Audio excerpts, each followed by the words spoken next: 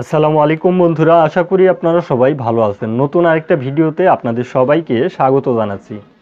Saudi আরবে অবস্থানরত যে সকল প্রবাসীরা কর্মরত রয়েছেন বিভিন্ন কোম্পানিতে, আপনাদের জন্য একটা সতর্ক বার্তা হচ্ছে, সৌদি সরকার এখন নতুন একটা নিয়ম করেছে শ্রম আইনে। আর এই নতুন নিয়মের কারণে আপনার অবশ্যই একটা হুমকির মুখে পড়তে পারেন যদি ওই কোম্পানি থেকে আপনি না জানিয়ে অন্য কোথাও চলে যান সেই ক্ষেত্রে। আর এই নিয়মটা কিন্তু অটোমেটিকলি কার্যকর হবে, কারণ আপনি যদি একটা কোম্পানিতে আসছেন, কাজ করতেছেন ঠিকঠাক, দেখা যাচ্ছে যে ওই কোম্পানিতে আপনি আসার পর অনেক দিন যাবৎ কাজ করছেন, হঠাৎ করে সেই কোম্পানিকে না জানিয়ে আপনি এমন কোথাও চলে গেছেন যেটা 20 দিনের উপরে চলে গেছে।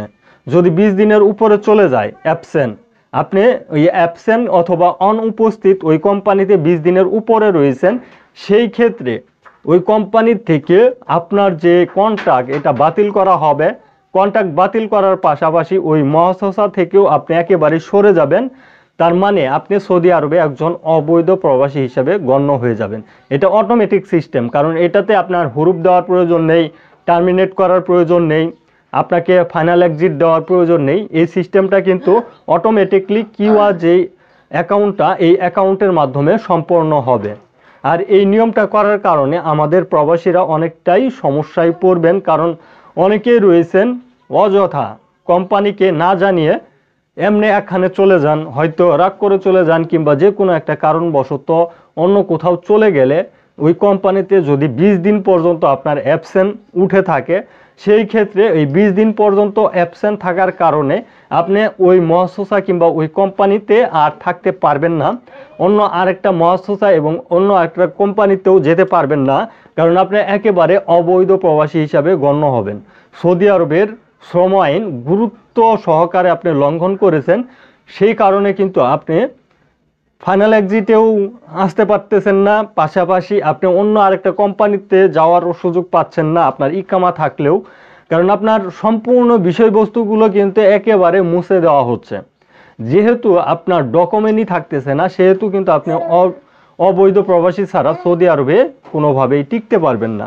আর আপনি জানেন সৌদি আরবে অবৈধ প্রবাসীরা বর্তমান সময়ে কতটা কষ্টে জীবনযাপন পার করতেছে। আপনার ইকামার মেয়াদ থাকলেও কিন্তু আপনি কোনোভাবেই ওই কোম্পানিতেও ফিরতে পারবেন না, পাশাপাশি আপনি বৈধ হতে পারবেন না। অন্য আরেকটা কোম্পানিতে যে আপনি বৈধ হবেন, তাও কিন্তু বৈধ হতে পারবেন না। আর বাংলাদেশের পরিস্থিতি অনেকটাই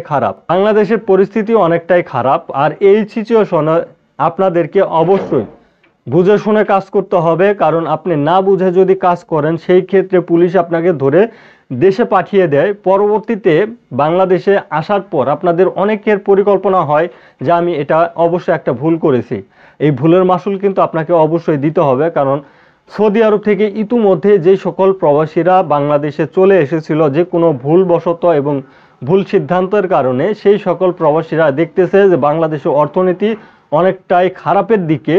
বাংলাদেশে অনেকে মনে করতেছিল যে ব্যবসা বাণিজ্য পরিচালনা করবে কিংবা যে কোনো একটা প্রতিষ্ঠান ধরে সে জীবনযাপন পার করবে, অ্যাকচুয়াল এখন বর্তমানে কিন্তু সেটা হুমকির মুখে পড়ে গেছে। সেই কারণে সেই সকল প্রবাসীরা আবার নতুন করে সিদ্ধান্ত নেয় যে আমি আবার সৌদি আরবে চলে যাব। তো এই যে এই সিদ্ধান্তটা আপনি তখনই নিতে পারবেন যদি কোনো সমস্যা এবং কোনো ঝামেলা না করে আপনি সৌদি আরব থেকে চলে আসেন। আর যদি কোনো সমস্যা কিংবা কোনো ঝামেলা করে সৌদি আরব থেকে চলে আসেন, আর নতুনভাবে কোনোভাবেই আপনি সৌদি আরবে আর ঢুকতে পারবেন না। অন্য দেশে যেতে পারবেন, কিন্তু সৌদি আরবে আর কোনোভাবেই ঢুকতে পারবেন না। আর সৌদি আরবে এমন একটা দেশ, যে দেশে অর্থ ইনকাম করা অনেকটাই সহজ।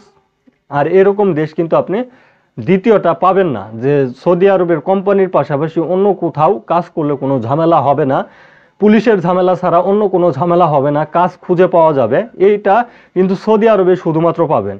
আপনি যদি মালয়েশিয়াতে চিন্তা করেন কিংবা আপনি যদি দুবাইতেও চিন্তা করেন যে আপনি কোম্পানির পাশাপাশি অন্য আরেকটা কাজ করবেন, সেই ক্ষেত্রে ওই কোম্পানি কোনোভাবেই মেনে নিবে না, আর আপনি কাজও খুঁজে পাবেন না। কারণ কোম্পানির পাশাপাশি অন্য কোথাও কাজ করলে দেখা যাচ্ছে যে যে কোম্পানিতে কাজ করতে চাচ্ছেন সেই কোম্পানি নিতে চাইবে না, তাদের লোকের প্রয়োজন হলেও তারা নিতে চাইবে না। এরকম জটিল সমস্যা রয়েছে বিভিন্ন দেশে, কিন্তু সৌদি আরবে এই সমস্যাটা নেই। সেই জন্য আপনারা ভুলভাল কোনো সিদ্ধান্ত নেবেন না, অযথা অ্যাবসেন্ট করবেন না। অ্যাবসেন্ট করলে আপনি জটিল সমস্যায় পড়ে যেতে পারেন। আশা করি যে তথ্যগুলো দিলাম আপনারা বুঝতে পারছেন। ভিডিওটি যারা দেখলেন অবশ্যই প্রবাসীদেরকে শেয়ার করে দিবেন যাতে তারা এ ধরনের ভুল থেকে নিজেদেরকে বিরত রাখে। ধন্যবাদ সবাইকে। সালামু আলাইকুম।